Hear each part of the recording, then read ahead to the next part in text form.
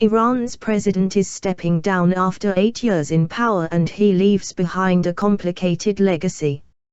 Mahmoud Ahmadinejad's supporters say they love him for standing up to the West.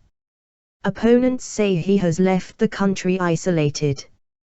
By ratifying another set of sanctions against Iran just 3 days before the inauguration of President Rouhani, the US government made it absolutely clear that they are not interested in resolving the disputes with Iran, including the nuclear dispute, through dialogue and diplomacy.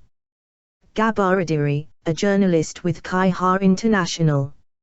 On Friday, Ahmadinejad gave his last speech as president, addressing thousands of supporters in the capital. He told them he was grateful to have served them. Iran's new president, Hassan Rouhani, will be inaugurated in Tehran on Sunday. His election last month was met by a wave of optimism, but the challenges ahead are enormous. Among them is the dispute over Iran's nuclear program. Rouhani has struck a conciliatory tone, saying we are ready to show more transparency and increase trust between Iran and other countries. As a result of the standoff, Iran has faced years of international sanctions.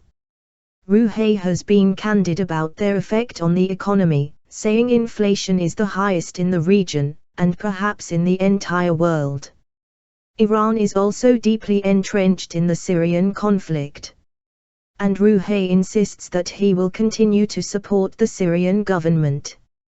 But he has offered to mediate between President Bashar al-Assad and those in the opposition who strive for democracy.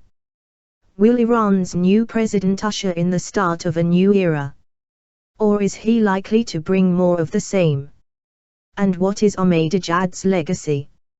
Inside Story, with presenter Hazem Saka, is joined by guests. Mir Javdafa, the co-author of The Nuclear Sphinx of Tehran, Mahmoud Ahmadinejad and the State of Iran, and Ghanbar Naderi, a journalist with the Iranian state-run newspaper, Kayhan International.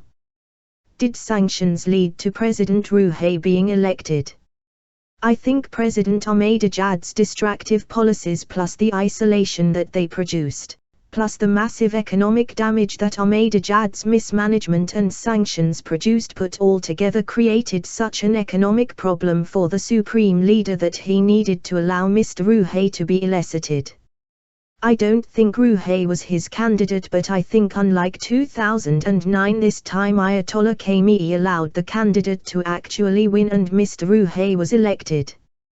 His biggest task is going to be to sort out the economic problems of Iran, which are very, very large, which are very challenging. I don't think anybody can expect him to solve them within a year or even 2 or 3 years. This is going to take a long time. And through that it will probably entail improving relations with the West, because without that it's going to be extremely difficult to improve Iran's economic performance under the current regime of sanctions.